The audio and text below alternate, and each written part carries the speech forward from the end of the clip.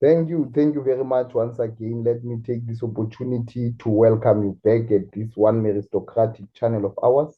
And I would like to say good luck on your final examination that you are going to write. And then today we are going to look at geomorphology, paper one. This was written in 2024 under the subject which is called geography. This is grade 11. So please bear in mind that this is going to be a successful factor if you can subscription button and ensure you are sharing to those who are concerned. And then under the question 2, we are having geomorphology. And then we are saying the question, it says choose the correct words from those given in the brackets. And then only the letters that are in the bracket that you need to consider next to the question number. 2.1.1 up until 2.1.8 in the answer book. And then, for example, you can write 2.1.9 and then you write a letter. And then in 2.1.1, they are saying that the basaltic plateau forms from the layer of lava that flow from, the correct answer is horizontal, not vertically, but horizontally on the Earth's surface. Why horizontally? Because of the movement of the lava would therefore ensure that the movement it is horizontal. In 1.2.1, the type of weathering cause exposed igneous rocks to peel off is termed, when they peel off, let us take an example when we are peeling a potato at home. So that particular peeling, it would be hand in hand with the exfoliation. You take something off. The word X, it means to exit and to peel off. And then we are saying in 2.1.3, a QStar in brackets basin or dome has a deep slope that faces outward and the scarp slope that faces inwards, and that is a dome. Remember that for the dome to be created, we are saying that the steep 10 to 25, and then that is from hard rocks, that saying that is a scarp. It is a correct answer. And then if ever we are moving on again, we are saying in 2.1.6, a mesa is an example of in the bracket horizontally layered or inclined rock. The correct answer there is horizontally. In 2.1.7, the fresh river canyon is found in America or Africa. It is found where? In Africa. That is the correct answer. In 2.1.8, the homoclinical ridge, it refers to the rock strata that is tilted or horizontally. Remember that something that is tilted, it is not straight, but it is in an acute angle. We are saying that the earth, therefore, it is tilted. So we are saying the correct answer is tilted. Then you get your 8 marks. Right.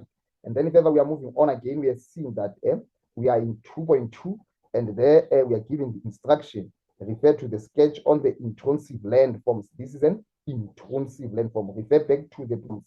And therefore we are saying choose the correct landform from the sketch that the description below refers to. Write only the landform next to the question number. Right.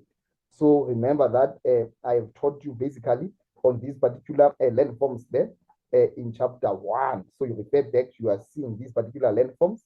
And then in 2.2.1, we can see that the largest of all intrusive forms, the batholith here in this case, you can see there is the batholith because of it is the largest of them all in terms of the density. So we need to understand that one. And then when we are moving on, we can see that a vertical intrusion of the igneous rocks that forms a wall, it is called the dike. Where's the dike? In 2.2.3, when the magma is exposed on the Earth's surface, and then we are saying that it is called the lava flow. When the magma is exposed, the lava is going to flow in all directions. Understand in that. Okay. And then if ever we are moving on again, we are saying that the igneous intrusion that forms when the strata is forced upwards, that is the laccolith. It is forced when it's moving outside, it is the laccolith. And then in 2.2.5, a sheet, it is called the seal. That is the seal. And then we must refer back to the seal in this structure. It is deriving, or it is being cut into two, creating these particular spheres. That is what we need to understand. And here we can see that this is the laccolith, is like a tree horizontally, and then you can see that it forms when the intrusion that forms the strata is forced upwards. All right, and then if ever we are moving on again in 2.2.6, we are saying that the igneous intrusions that forms when the sedimentary strata create a basin, it is called the lopolith, and there is the lopolith where into this particular content it forms now in the sedimentary rocks. You can see even this is the laccolith. If ever we are moving on again, we can see that here we are in 2.2.7 materials of eruption, that is a volcanic cone. Remember that we've got the module whereby we are discussing the effects of the volcano. Refer back to those modules because of they are going to play an important factor, right? All right. And then if ever we are moving on again, we can see now of the questions. And then in this instinct, we can see that we are having a 2.3, that is the figure that is given.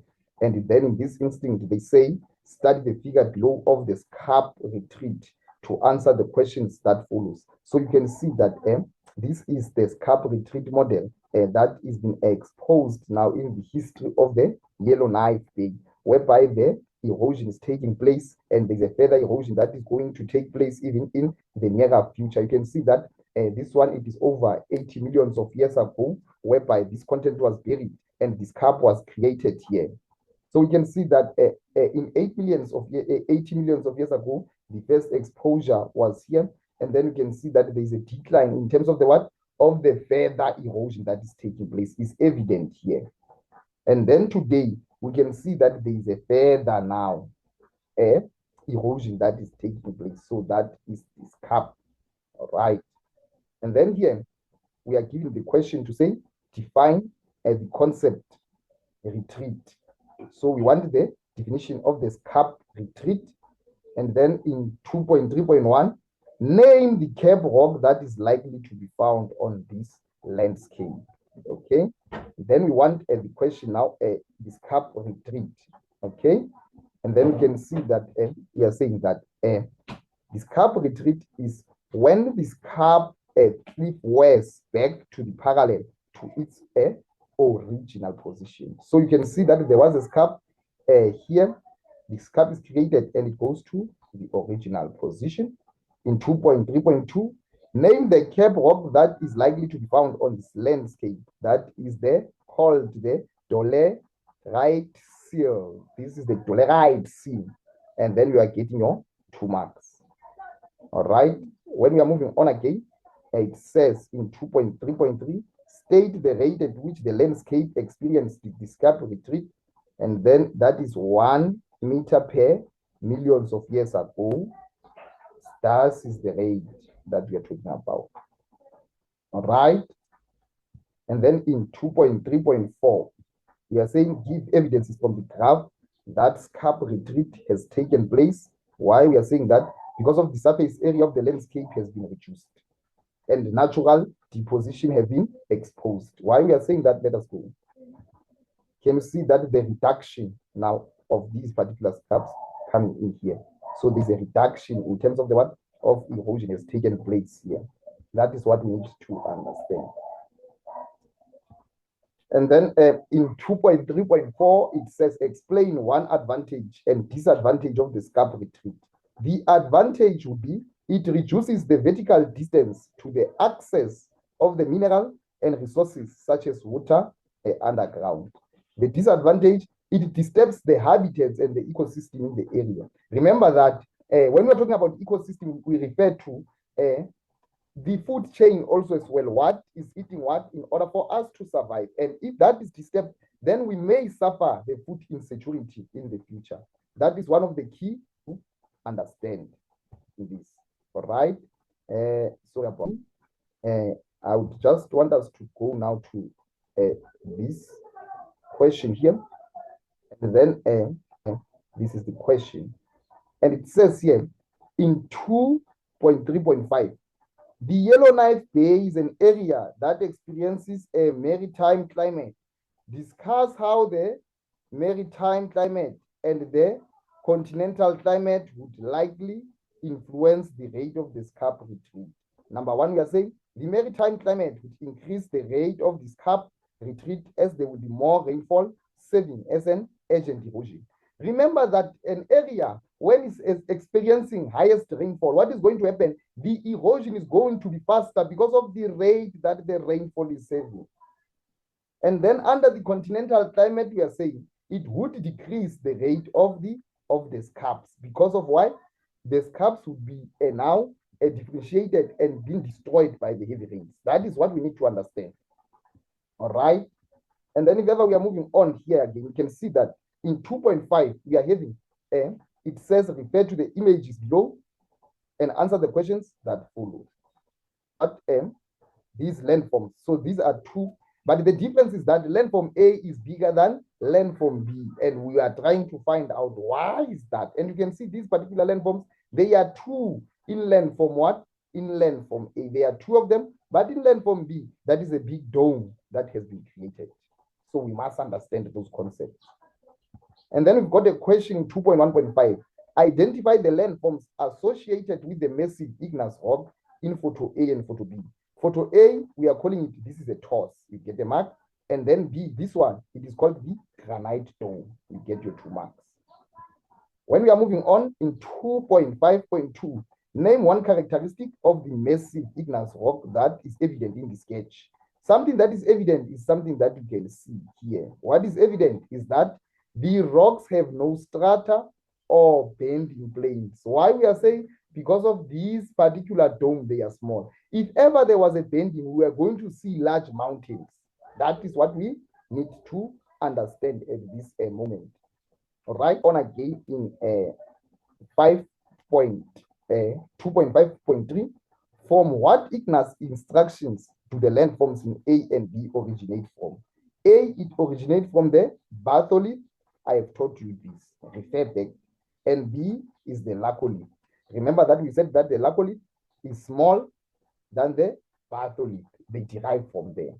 So in 2.5.4, how these landforms in photo A and B exposed on the Earth's surface is due to the erosion of the sedimentary layers on the surface. You get your 2 marks. And then lastly, we are here in 2.2, in 2.5.5. It says here the question, in a paragraph of approximately 8 marks, but please bear in mind, write it in point form so that the marker can see what we have wrote. Don't write a long pieces, please, so that you can get the marks. Explain the role of the weathering in the formation of these two landforms. One is called the toss. We are saying that the water seeps into the joints of the igneous rock underneath the Earth's surface. This causes the chemical weathering to take place. And then chemical weathering, it causes the rock to break into the rectangular blocks. Then we are having what we call the granite dome, And then the granite dome usually arises from the batholith, then you get your 2 marks, or the latholith which intrude into and penetrate in the sedimentary layers. Erosion and weathering then occurs until a large granite is there. And lastly, the mass appear on the land surface. Then you get your 8 marks. This is the 8 marks that you must get. Very simple and very easy. And then thank you very much for tuning. Hit the subscription button and good luck in your examination. At MATRIC+NATED Specialist, thank you.